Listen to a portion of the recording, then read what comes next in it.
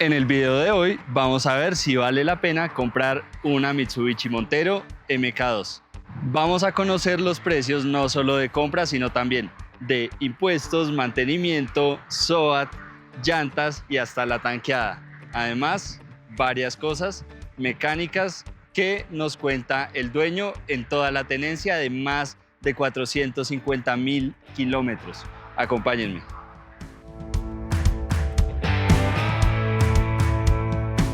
Y es que, a ver, empezando por el precio de la camioneta, me gustaría hablar de cuánto costó nueva. ¿Cuánto se imaginan? Pues la verdad, éramos felices y no lo sabíamos. Bueno, yo no había nacido, fue un par de años antes, pero nueva en el 95 costó 12.800.000. O sea, realmente hoy con 12.800.000 uno no se compra ni las llantas y el chasis. O sea, realmente impresionante. Obviamente ahí jugó muchísimo la inflación, jugaron muchísimo un montón de factores. Hoy en día estas camionetas, dependiendo del estado, dependiendo de la conservación, de su estado mecánico, de cómo hayan llegado a estos casi 30 años, pueden oscilar entre aproximadamente 27 millones de pesos hasta 45, 50, 50 y pocos, las mejor conservadas. Entonces, pues sí, esta en particular estará en torno a eso, no está en venta, pero la verdad que por esa plata algunos pueden pensar, es demasiado costosa, o algunos pueden pensar, es una compra impresionante. En lo personal me sorprendí hace un tiempo que estuve en Chivor y de 10 carros que habían, 8 eran Monteros de esta y de tercera generación. Y le pregunté a las personas por qué tenían estos carros, me decían, Marc, porque son demasiado simples de mantener, de comprar, todos los repuestos se consiguen, todos los mecánicos saben. Y sí, realmente uno le abre el capó y sin ser mecánico entiende todo. Y es que este carro fue legendario en todos los mercados donde se vendió. Acá en Colombia le pusieron Montero.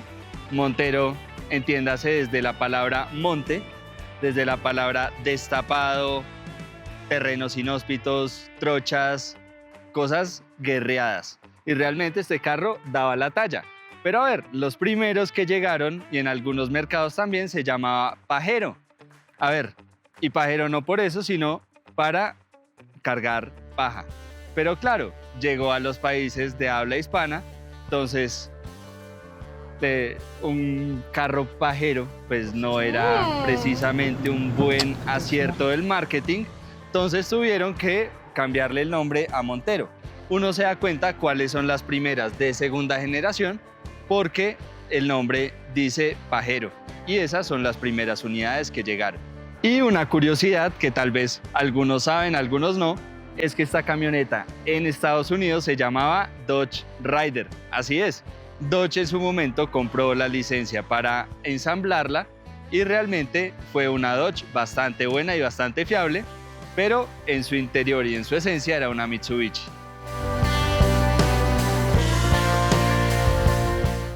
Y es que acá en el frente también nos damos cuenta de este sticker de Rally Art.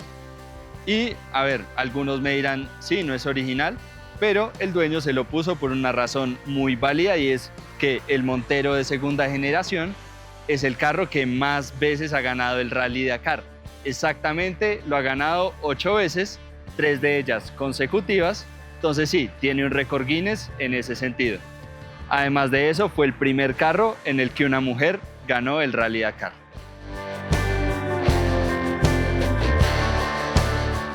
Y ahora sí, llegando a los precios, podemos empezar por lo más sencillo. Por ejemplo, el SOAT. El SOAT de esta camioneta está en alrededor de 437.000 pesos. Entonces sí, bastante normal. Realmente el SOAT vale muy parejo para la mayoría de carros.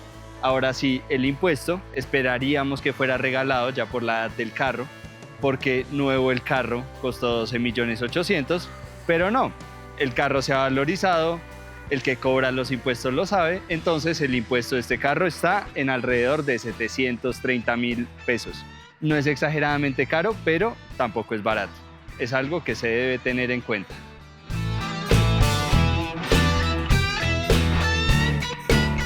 En cuanto a cuánto vale mantenerla, podemos empezar por los gastos más grandes. Y es que, a ver, el gasto más grande y a lo que más le puede temer uno en este carro es a una motoreada. Este carro en particular tuvo que rectificársele el motor por la pandemia.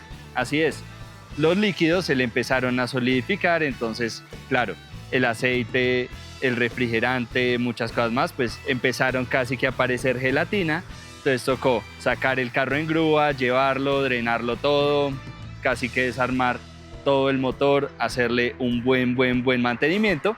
Pero ahí el dueño fue muy inteligente y aprovechó para cambiarlo de carburador a inyección. Con eso también no tenía que luchar en las mañanas para prenderlo, sino ya le prende de una. También a nivel de desempeño y de consumo de gasolina, pues se le volvió muchísimo más eficiente y hoy en día es de inyección.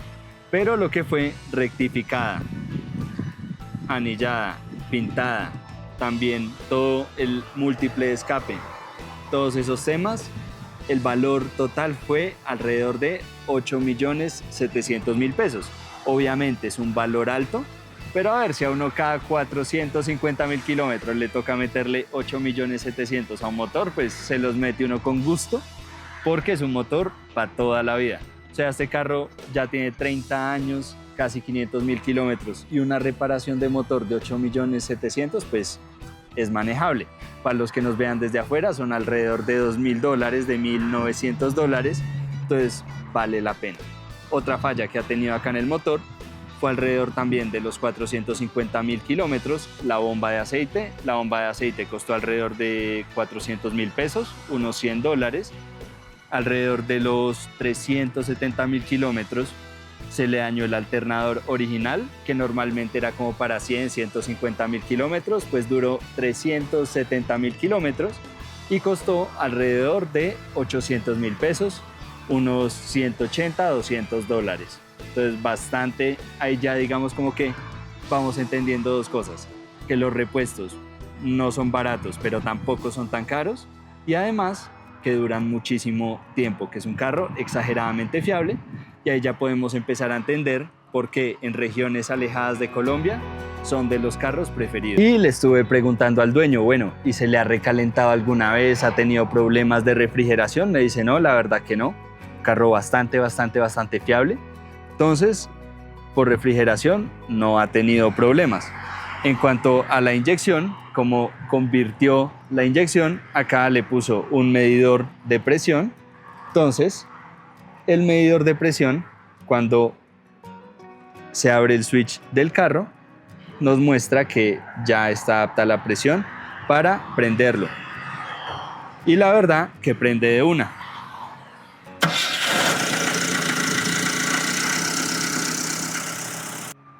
Ya para terminar esta sección tan chévere del motor, tenía un gato stock acá original del carro, súper a la mano. Entonces sí, me imagino que era para no robar espacio de baúl y para que no se lo robaran tan fácil. Pero bueno, los originales traen un gato acá en esta parte. Y no me pude ir del frente de acá sin hablar de tres cositas más. Lo primero, el logo. Realmente a esta ya ha tocado cambiarle como 2 o 3 veces el logo, porque el dueño me contaba que a la gente le gusta hacer palanca con el dedo y partirle el diamante de arriba, la embarrada. Entonces, bueno, reponer el logo completo vale alrededor de 45.000 pesos, uno no original, pero si uno va a poner el original para que se lo estén partiendo, pues pone el de 45.000, alrededor de 10, 11 dólares. Importante también, acá en las luces pasa algo curioso, y es, estas valen alrededor también de 10, 11 dólares, se consiguen súper fácil, pero esta, que es de 11 pulgadas, la original, no se consigue prácticamente, realmente es muy escasa. Si se consigue, es usada en muy buenas condiciones y puede costar alrededor de 100, 150 dólares, alrededor de 600.000 pesos para arriba, la unidad de esta luz original en buen estado. ¿Cuál es el tema también? Que no ilumina tan bien stock, y como muchas veces se usa para monte, la Montero, pues se requiere una buena iluminación. Algo que le favorece es que comparte la misma medida que muchas Wrangler, que muchos Willys, entonces simplemente se le pone una buena luz de Wrangler y alumbra, que se ve, mejor dicho, casi que le hace rayos X a las vacas cuando las ilumina en las noches. Y acá en el lado, a ver, de lo que más costoso es en estos carros en el lado son las llantas. Entonces acá hay un rango demasiado amplio. Ya depende si uno va a ir a monte así serio, trocha, lodo y todo ese tipo de cosas, o si la va a andar más para ciudad y de vez en cuando va a ir a una trochita. Las llantas más sencillas que hay para esta camioneta, digamos de lo que vi, pueden estar en alrededor de 410.000 pesos.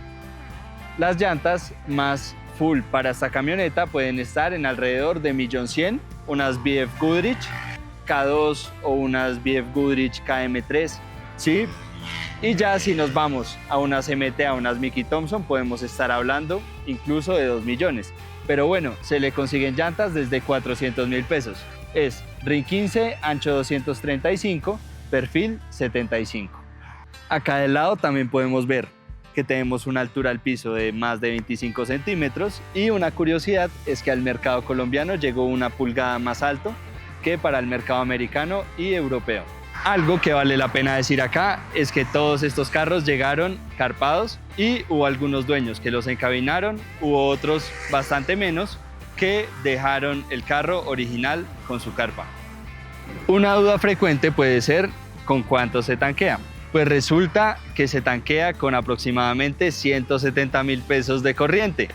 Acá la pregunta es si es extra o corriente, ofende, este carro no le puede echar agua de caña, no mentira, no, pero realmente le puede poner la gasolina que sea y anda porque el motor es muy robusto. Entonces sí, nada de extra, nada de vainas raras, gasolina común y corriente y 170.000 pesos. Y respecto a autonomía, me dice el dueño que anteriormente con carburador le hacía con el tanque de 170.000 pesos, tanque lleno, tanque full, alrededor de 180 kilómetros. Ahora con la inyección le hace aproximadamente 310 kilómetros, entonces claro, prácticamente se le aumenta en un 80, en un 90% la eficiencia haciéndole ese cambiecito. Y algo que a muchos les interesaría saber teniendo un carro de estos es cuánto vale el seguro. Pues a ver, este particularmente por alguna razón, pues me imagino que por la edad, ya no son asegurables la mayoría, solamente se pueden asegurar contra terceros, pero pues realmente no se puede asegurar. Y les pasa algo muy parecido a las Prado y es que son súper robables, son súper fáciles de robar. Entonces sí, obviamente a uno le toca estar súper pendiente de este carro si uno lo tiene o ponerle unas cerraduras bien buenas, porque si no, la verdad que se abren bastante fácil. Me decía el dueño que cuando se le quedan las llaves adentro realmente no es un problema en lo absoluto, con cualquier cosa le abre y ya. Entonces sí, ese es uno de los temas que toca tener en cuenta y es que no se puede asegurar, que es bastante fácil de robar, entonces que toca tener mucho cuidado si uno la compra.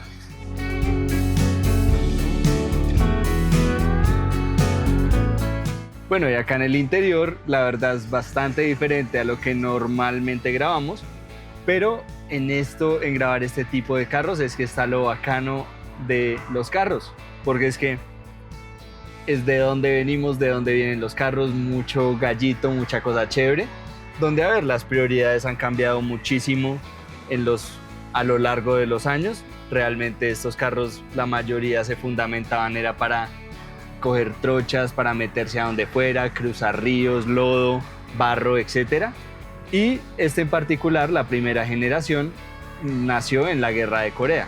Entonces sí, realmente eran carros guerreros, eran carros para todo, el fiel amigo. Entonces sí, acá obviamente no hay que el airbag, que las 5 estrellas en SAP, que los acabados en Sensatec, que el control de crucero adaptativo, que el anclaje ISOFIX en la silla de atrás, que los frenos ABS. Acá nos podemos olvidar de todo eso. sea, acá ya la inyección es tecnología. Entonces sí, realmente acá airbags no tenemos, plásticos duros, una barra súper sólida de la cual agarrarnos cuando se cojan esas trochas durísimas, una ventanita que podemos enderezar, en la que de hecho se hizo para la versión que no traía ni siquiera aire acondicionado de las primeras que llegaron. No simplemente enderezaba esto por si estaba lloviendo para que no se entrara el agua, pero le entrara el aire, porque hay veces llueve en sitios con calor.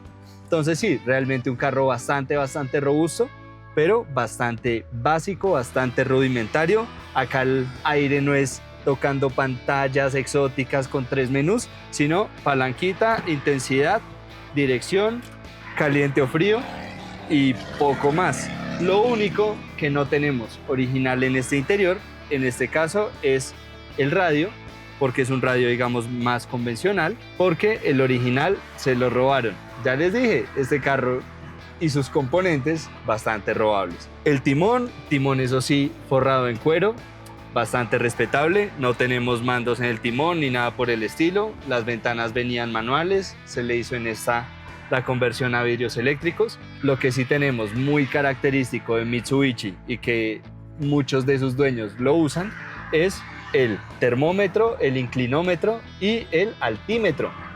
¿Para qué? Esto para los ángulos en subida, en bajada, todo eso, pues porque los que saben de 4x4 saben que esto es importante. Yo la verdad todavía estoy aprendiendo, pero bueno, principalmente es para evitar que el carro se vuelque, se voltee. El altímetro, me decía el dueño algo demasiado bacano, y es la función principal era que el carro no se ahogara, porque cuando empezaba a subir, como estos carros eran carburados, el motor era solo de 55 caballos, a menor oxígeno se ahogaba bastante fácil. Después de 4.700 metros se ahogaba completamente, se sofocaba. Entonces ya, pues a ver, 55 caballos en un motor casi 3.000. Es que las proporciones eran diferentes, pero claro, ya si sabíamos que íbamos llegando a la altura límite, pues tomábamos precauciones o digamos cambiábamos de planes, y en esa época se tenían ese tipo de cosas en cuenta. Hablando de la inyección de los caballos y de la altura, el dueño, ya después de que le hizo la reparación del motor y la conversión de carburado a inyección, le subió de 55 a 78 caballos, o sea, le quedó un volador. No solo le prende de una, sino que le ahorra combustible, bueno, le come menos y anda bastante más rápido, más suelto, más ágil. Entonces, bastante bien por ese lado. Otra cosa que también es muy típica de los carros japoneses es el cenicero y el relojito análogo con hora con botoncito, minuto con botoncito, realmente bastante análogo. Acá de fábrica no tenemos ni USB-A, ni USB-C, ni puertos, nada, ni siquiera tiene ODB, ¿sí? Pero sí, pues se le puede poner un plugcito en el cenicero, que también pues es el conector de 12 voltios, para conectarle USB-A o USB-C, pero para cargar, no para el CarPlay, porque no tiene CarPlay. La silla pues bastante normal, bastante que cumple con la función, pero no va mucho más allá. Y algo que también pues para el que sepa le va a importar es el control de la caja de transferencia. Entonces acá le da como instrucciones de acuerdo a en qué terreno va a manejar y cómo hacer el movimiento de la palanca de transferencia para poderlo activar correctamente y no tirarse la caja de transferencia. Entonces acá están todas las instrucciones, el que las entienda explíqueme a mí. Y bueno, ahora sí nos vamos al manejo.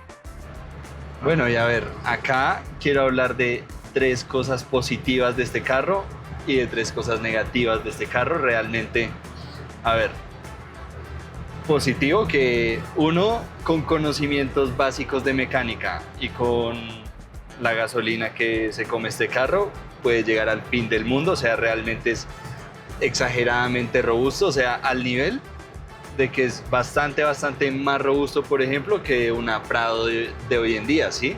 Entonces sí, realmente la robustez de este carro es inigualable. Lo segundo que me gusta muchísimo de este carro es lo comercial.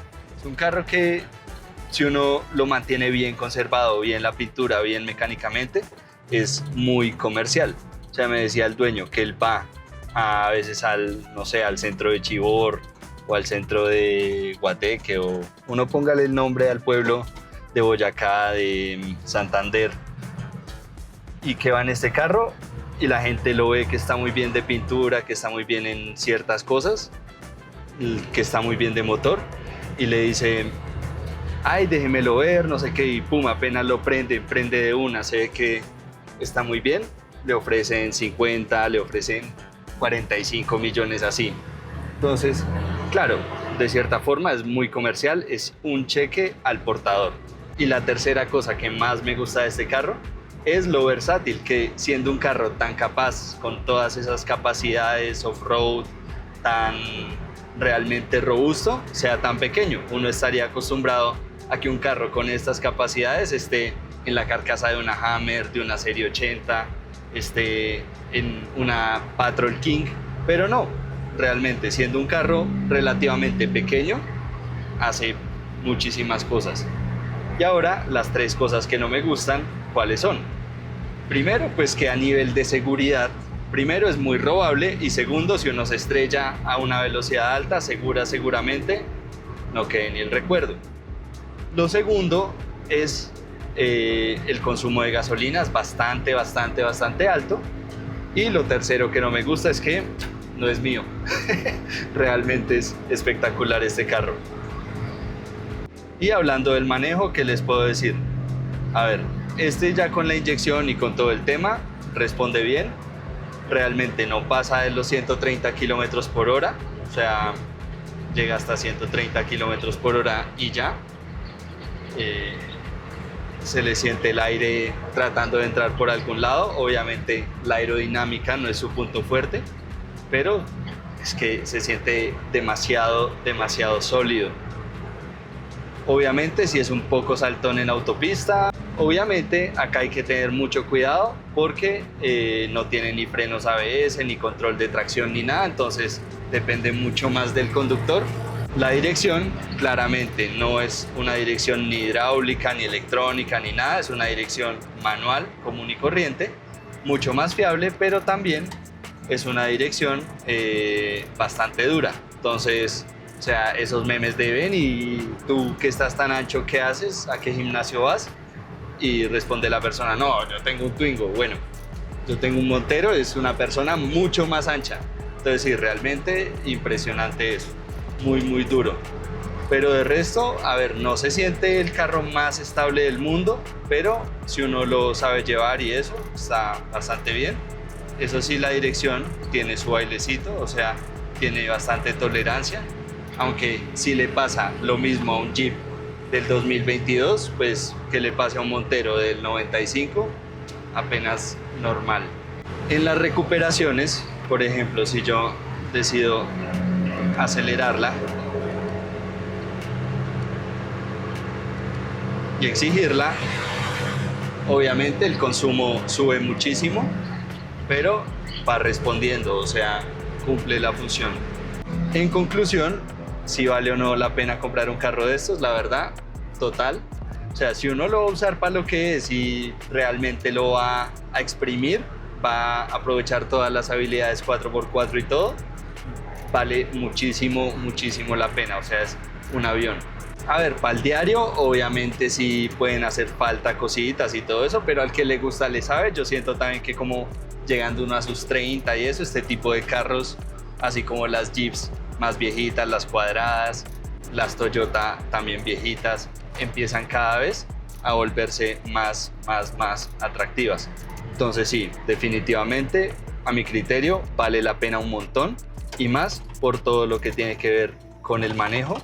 Realmente es súper rica de manejar, es súper fácil de mantener, súper barata de mantener, como nos pudimos dar cuenta, robusta como ella sola. Entonces sí, definitivamente vale la pena. Aprobada.